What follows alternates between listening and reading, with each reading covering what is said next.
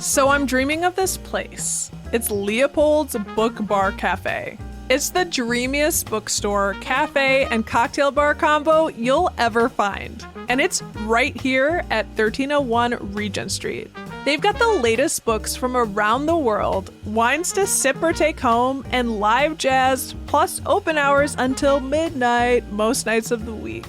You can grab a drink or dessert and just kick back at Leopold's. Today on CityCast Madison. Voice-activated technology is everywhere. Hey Siri. And some major businesses, including banks, are starting to use your voice like a fingerprint to confirm your identity, to say your bank account. Awesome, right? Well, a team of computer scientists and engineers at UW-Madison proved that these can be hacked with hardware store PVC pipe and math. I know. So we tracked down the researchers, PhD students Shema Ahmad and Yash Wani, and their engineering professor Qasim Fawaz. It's Tuesday, September 5th. I'm Bianca Martin, and here's what Madison's talking about.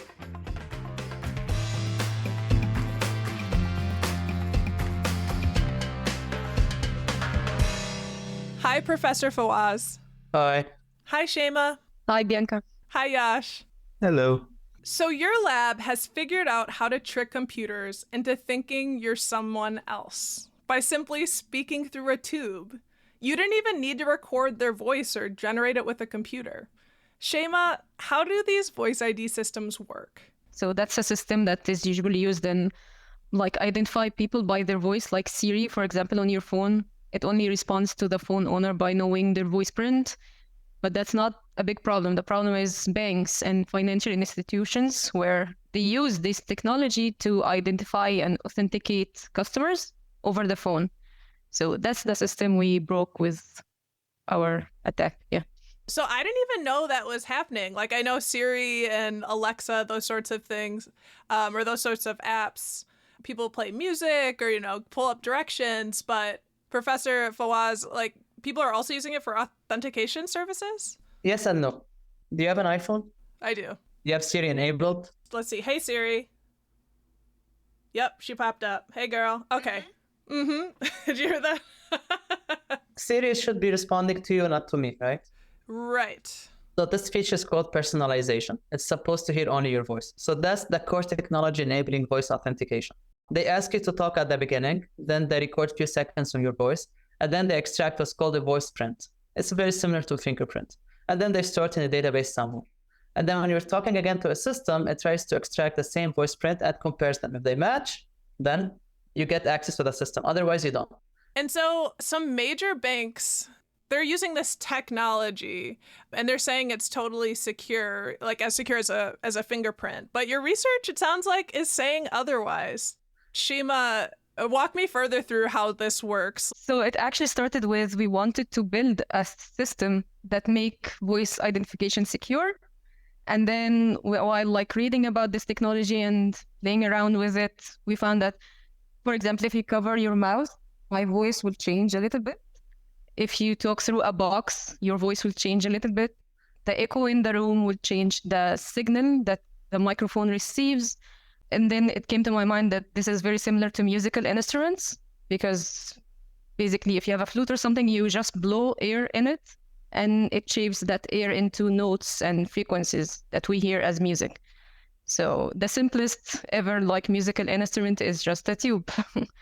And it was during COVID when we were building this idea, and the only tube I had at home was the kitchen paper towel tube, the cardboard tube.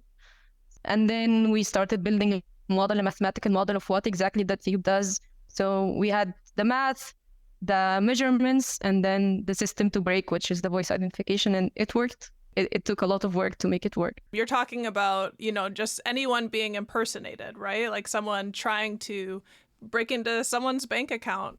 Yes, exactly. So you pick your victim and then you try to find a tube that works for both of you, something that will map me to you, for example. Oh my goodness gracious. Can you walk me through, Shima, just how this works? Again, it goes back to that machines and humans distinguish voices differently. So machines basically look at the frequency content of the signal. It receives a voice. For the machine, the voice is just a signal. Looks at the frequency pattern, and that's how they determine if it's me or you. So the tube, what it does, it's a transfer function. It transfers my pattern of frequencies to another person's pattern to fool the machine. So that's the simplest description of mathematical model. So look at the external tube as an extension of your throat. If you design it in a mathematical way, you can change the voice. That's amazing. I love that you figured this out during COVID, and I can't believe you're able to hack someone's voice using a PVC pipe. So you're not using paper towel tubes anymore. You're using something more technologically advanced. And so I want to bring in you, Yash, to talk about that. You worked on the pipes that came from a hardware store.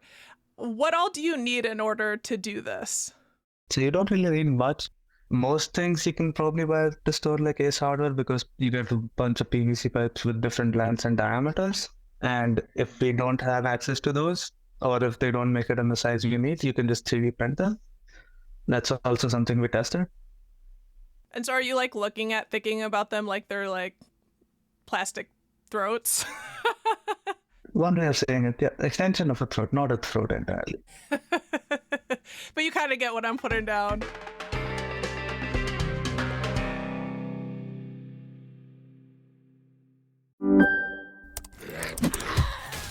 Wait, are you gaming? On a Chromebook? Yep.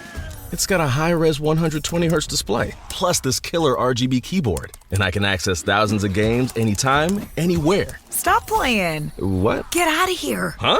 Yeah, I want you to stop playing and get out of here so I can game on that Chromebook. Got it.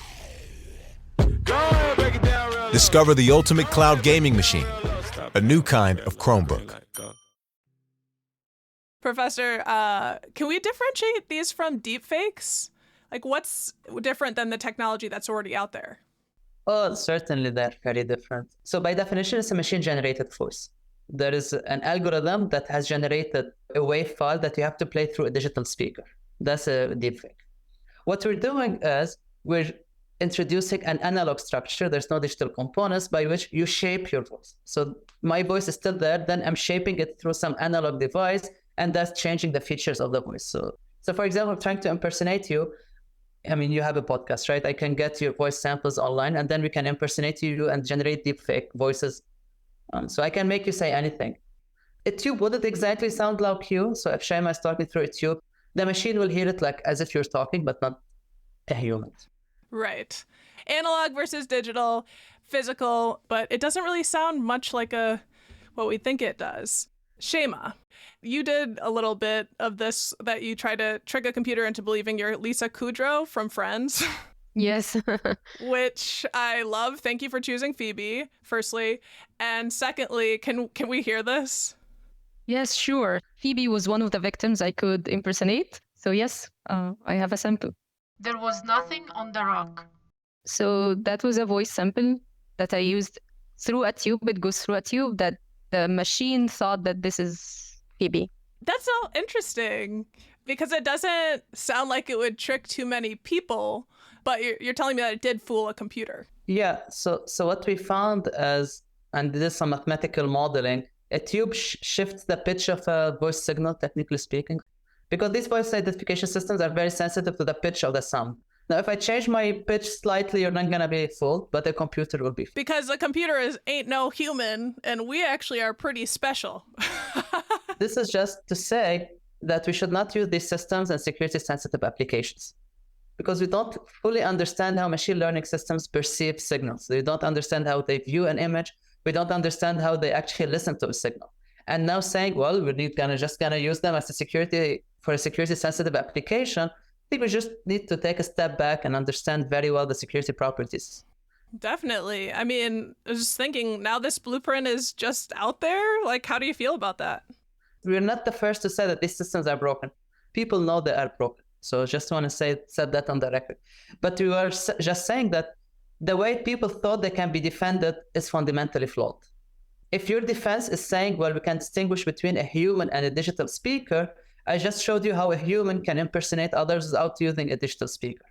So what do you do now? Yeah, I love it. You guys are the squad, kind of like testing the immune system here, like trying to make sure that all of the defenses are covered, and clearly they're not from the research that you've done. Exactly. It's wild hearing that clip because you really would think that the computer would catch that. It's just like, what do you mean the computer was fooled? Shima, why are humans better at detecting voices than computers? Good question. I guess humans, we have we mix a lot of signals together to get to a conclusion. So it's not just my voice print, it's also how I speak, maybe the language I use, the pattern, like tempo as well, like how slow or fast I talk. But machines, again, we give them a signal and machines learn through a complicated network or complicated mathematical model. They learn to differentiate different signals apart. And as Qasim said, we are not entirely sure how those machines separate the signals. So yeah, as long as we don't know exactly how machines learn to differentiate those signals, we can still fool them more than we can fool humans. We can fool both of them.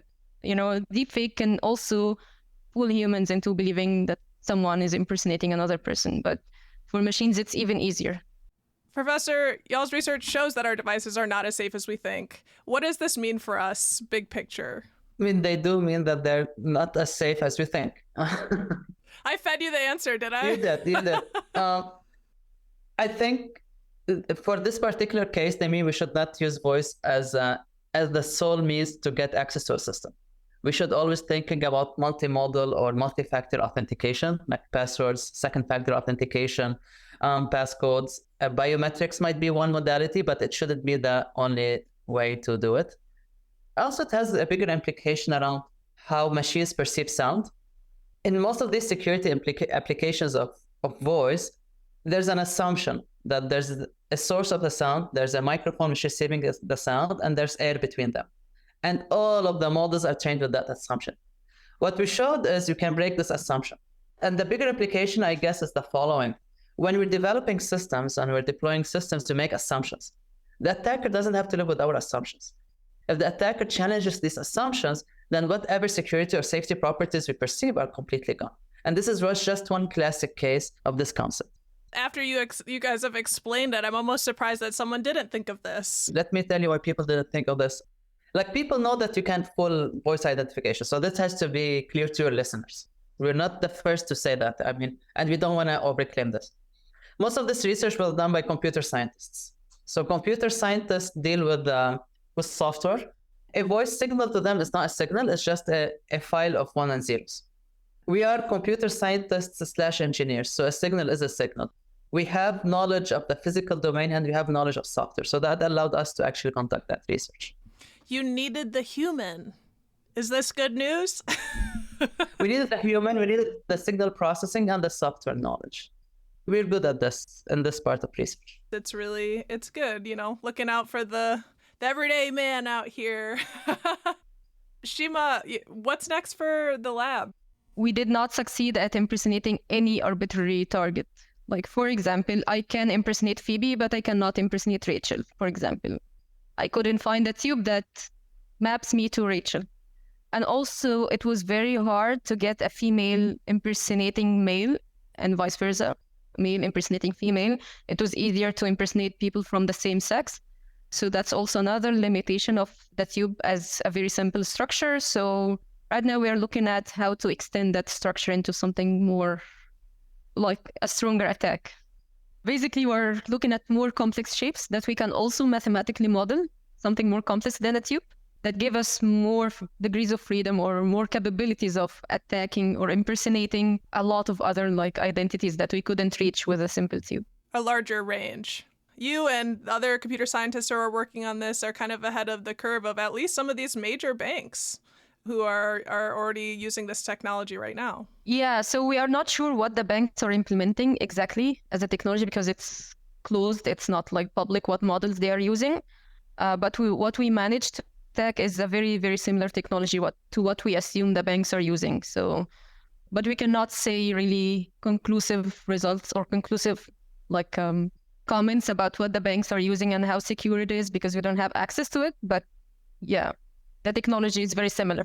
You have good knowledge. Yes. Yeah, very similar, good knowledge to believe it's extremely similar. So takeaways, use multi-factor authentication. Yep, definitely.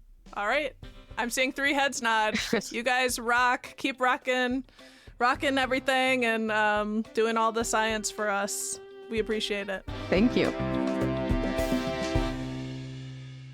That's UW-Madison Electrical and Computer Engineering PhD students Shema Ahmad and Yashwani, and their advisor, UW-Madison Assistant Professor Qasim Fawaz. They're all researchers at UW-Madison's Wisconsin Privacy and Security Group. They also had a number of collaborators on this research. The co-authors of the study are Ali Shaheen Shamsabadi of the Alan Turing Institute, Mohammed Yagani and Nikolay Paperno of the University of Toronto and Vector Institute, and Ilya Shumailov of the University of Oxford and Vector Institute. If you want to check out their research, which was just presented at the USNIC Security Conference, by the way, we'll toss a link to it in our show notes.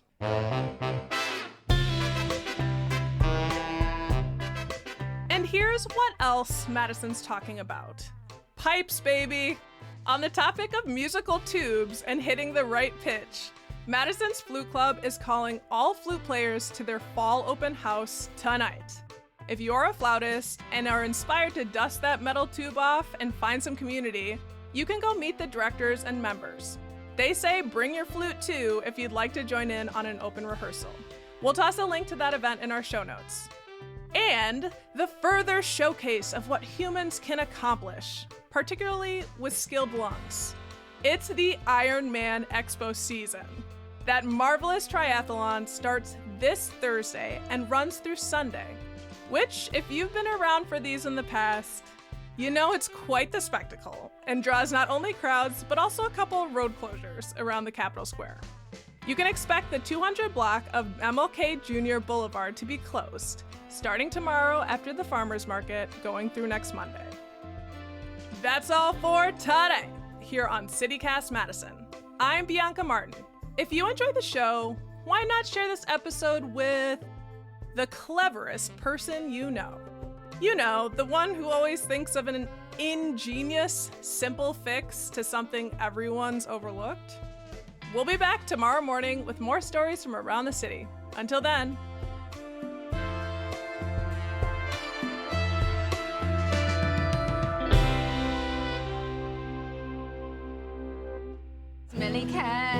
smelly cat, what are they feeding?